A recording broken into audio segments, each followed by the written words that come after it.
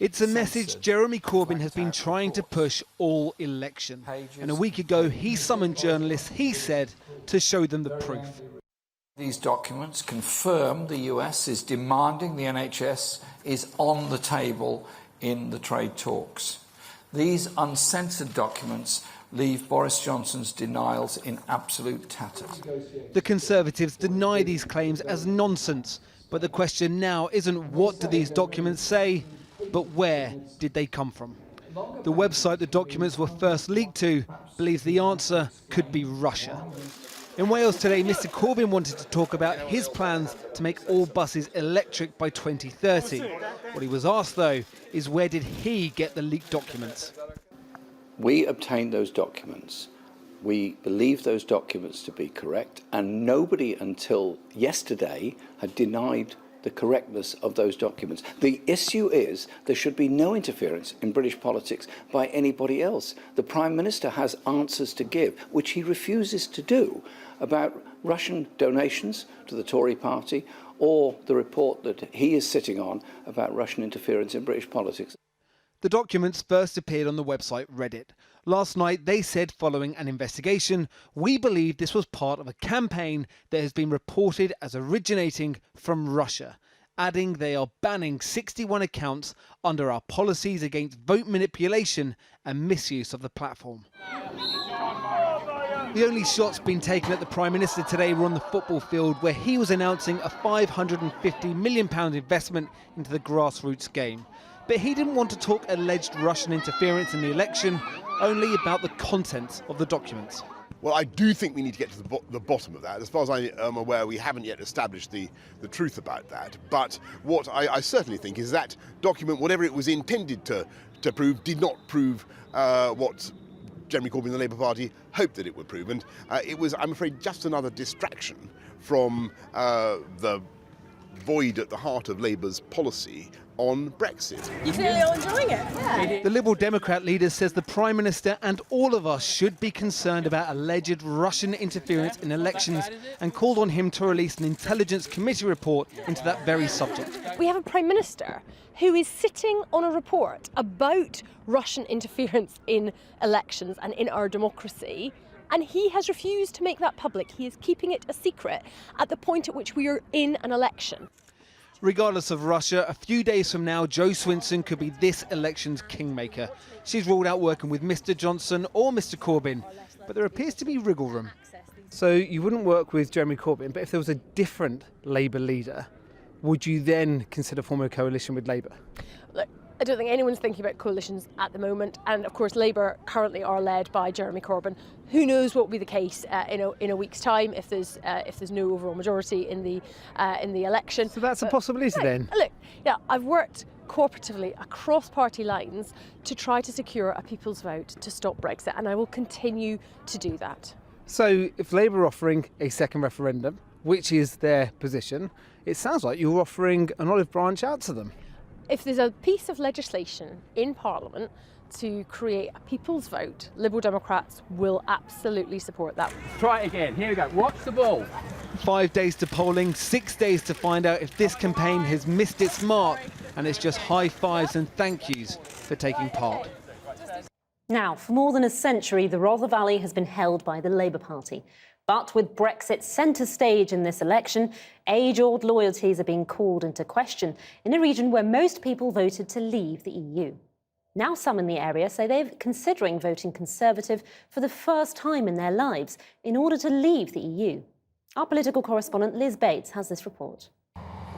Yorkshire's former mining towns have always been Labour territory, after the bitter political battles of the 1980s left a lasting imprint in the minds of voters as well as on the landscape. Here in Kiveton, South Yorkshire, the colliery closed in 1994, marking decades of decline. 1,500 miners were once employed here. Just down the road, a specialty steel plant operates with just 50 workers. The received wisdom is that seats like this can never go Conservative, but there are signs here that new political allegiances are being forged.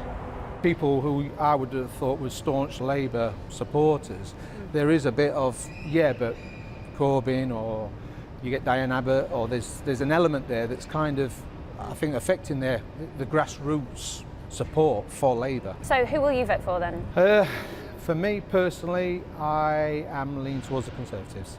The whole Labour movement is not the Labour movement when I started work. The party is run by Momentum. Momentum is a young group which encompasses all the students and that. They are not for the working man no more. The past still on display, overlooking Orgreave, the site of one of the most violent clashes between miners and police during the strikes. The outgoing MP worked in the coal industry before taking this seat in 1983. Hi. Hi. Sophie. Yeah, nice to meet Nice you. to meet you, Thanks I'm for coming. Liz. The current Labour candidate wasn't born for another decade, but has taken on the language and the symbolism of the time. And people always ask me why you weren't even born. But I mean, I'm involved because I've grown up in this area and I've seen the effects of that strike and the closing of the mining industries has had on the area. She's out of step with her party, though, when it comes to Brexit, in an area that voted 2/3 to leave the EU. I'm happy for Brexit to go ahead. I think we can have a Brexit that doesn't make people worse off. I think that's completely doable. But again, that won't be no deal or Johnson's deal. Would you vote for Brexit in another referendum? Yeah, I would. As long as there was a deal. So we're not proposing a referendum that's just in, out. This is the deal or remain. But in this Leave seat, her local pro-Brexit message but they do really like him could be drowned out by the Conservatives' national Brexit pledge to get it done. But it's a big ask in an area that doesn't even have a Tory councillor. Many people who vote Labour have always been a bit right-wing anyway. They've just voted Labour, it's a traditional thing. But I think Brexit has kind of broken many people's voting patterns in both directions. But here in Rother Valley, it's broken so many to go, no, we've had enough of Labour, we're going to vote Conservative this time. How close do you think it'll be? Oh, I'm not very good at predictions usually, so I don't like doing them. But I think it's obviously going to be close because we're 3,800 behind at the moment. But I think we will win this in the end. Hi, is it Alan? Also looking to take the Labour vote, though, is the Brexit Party candidate. What's really hit everyone, who stood for UKIP in 2015 here and came second with a huge swell of support. So, I mean, you're standing as a Brexit Party candidate. If you support Brexit and you want to get rid of the Labour Party here, why aren't you just supporting the Conservative Party? They say they want to get Brexit done. Yeah, well, look, we've done our bit as far as the Conservative Party are concerned. We have taken away candidates from where they won in the past. It should be a reciprocal agreement and they should be standing down. The last time I stood in Rother Valley, if I'd have had the Conservative vote, I would have won then.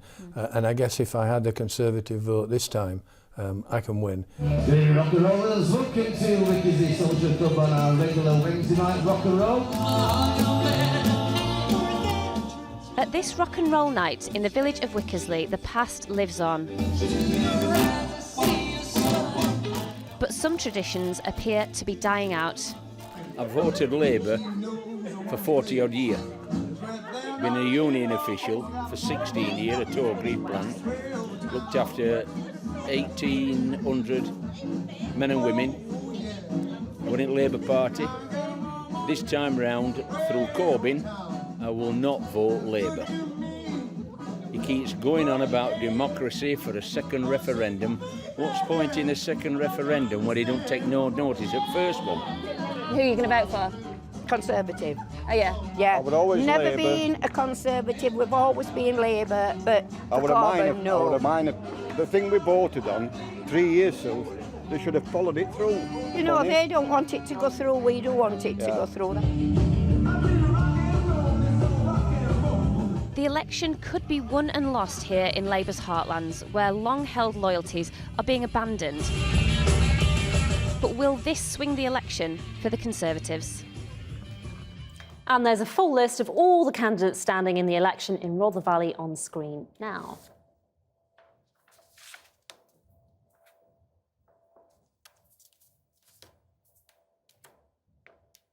Well, joining me now to talk about what could happen as we count down to polling day is Aisha Hazarika. She's a commentator and former Labour advisor.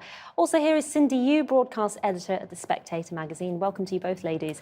First of all, Aisha, talk to me about Labour voters who backed Brexit, and we saw some of them in that report there.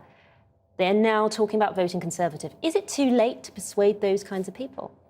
I think it is quite hard for the Labour Party. It sort of broke my heart watching that report, actually, because, you know, the Labour Party was, the genesis of the Labour Party was for, you know, working men and women. And the fact that so many of those communities do feel kind of distant from the Labour Party is a big problem. I think it's quite complicated. I think, to be absolutely honest, it's not a new phenomenon. Labour has been shedding the working class over vote years for a number of elections now. Brexit definitely is an issue, and I think the problem is not a lot of those Leave voters will see the Labour Leave option as being properly Leave. They often see it as a kind of soft Remainy Brexit versus Remain. There is another issue as well, which is Jeremy Corbyn. A lot of those voters, as your film showed, don't like him. They don't like what he stands for. Somebody mentioned momentum. They feel like quite a big cultural divide. And I think one of the big existential questions for the Labour Party going forward is, how does it keep this coalition going of older, more traditional, small C Conservative voters and younger people, more diverse, much more tolerant, much more liberal in their views. There's almost a bit of a culture war going on, I feel, in terms of these two ends of, you know, the Labour Party movement. Cindy, if these people are turning to the Conservatives for this general election, do you think that will sustain for the future, or is it a one-off? Well, that's a really great question, actually. I mean, Aisha's 2 points there, you know, one about Jeremy Corbyn himself. You know, if Jeremy Corbyn loses this coming election, it's not clear that he's going to be leader of the party for much longer. This will be the second election he'll have lost. And whether or not Corbynism stays after he goes is obviously another question, but it will be much harder to sustain that position in the Labour Party, I think. And if Labour goes back to what New Labour was under Tony Blair, maybe these voters will come back. The other thing is that the Conservative Party right now is seen so much as a Brexit party and a Boris Johnson party that almost people have, you know, overlooked the domestic policies that the Conservatives traditionally stand for and still do stand for once, to use that awful phrase, Brexit is done. So once, you know, January 31st comes around and Brexit goes into the background, possibly, and the Conservatives try to do its typical Conservative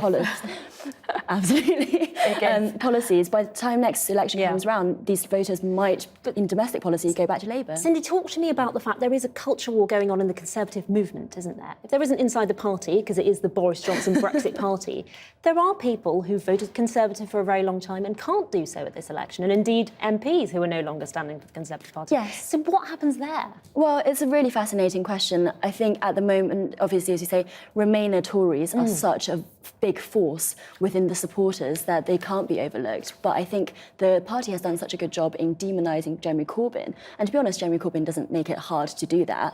That a lot of these Remainer Tories might well just, you know, swallow hard and say, actually, I'll vote for the Conservative Party or the Liberal Democrats. In order to not get to not vote. So for that's an Jeremy unknown Corbyn. still, isn't it? Yes, it is. Yes, and one of the fears that the Conservative Party has in last week of the election is this tactical voting, whether or not Remainers will unite. And I think that's a very big point. I mean, I was at an event on Friday with people like David Gauke, who have been thrown out of the Conservative Party, and Michael Heseltine. And it's quite something when Tommy Robinson is endorsing the Conservative Party and Michael Heseltine and people like David Gauke aren't. It does show you that, you know, Labour has got its problems, but the Conservatives, you know, have really moved over to a point on the right that makes a lot of people feel very uncomfortable about it. And it's interesting today, if you look at the polls as well, there is a slight tightening as well. So I think, you know, strategists in Tory HQ will probably be thinking, well, you know, this majority is not in the bag. Yes, the polls have looked, there's been this kind of comfortable lead for quite some time. And I think for a lot of people, as D-Day is approaching and people thinking, well, we have had 9 years of a Conservative government. Lots of things. You look at homelessness just for one thing. You know, I think one of the charities this week, a child becomes homeless in England sort of every 8 minutes at the moment. People are starting to be very cognizant of those issues.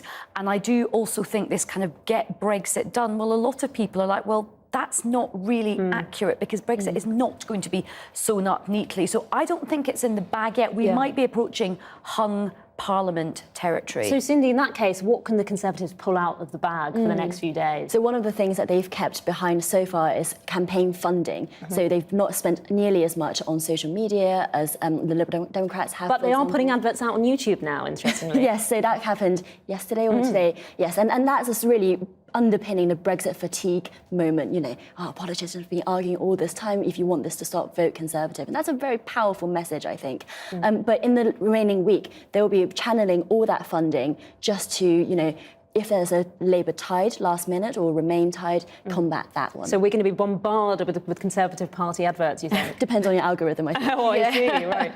Aisha, very quickly, what should Labour focus on this week? Well, I think Labour's got to really focus on getting out its core vote. I think it's got to be careful to not have any sort of gaffes of any description. They've got to probably play it and just hammer their central messages. Public services, a second referendum, and much more money for the NHS. Keep it onto their very kind of secure ground. OK, we're nearly there. Hold tight. Thanks so much, both of you.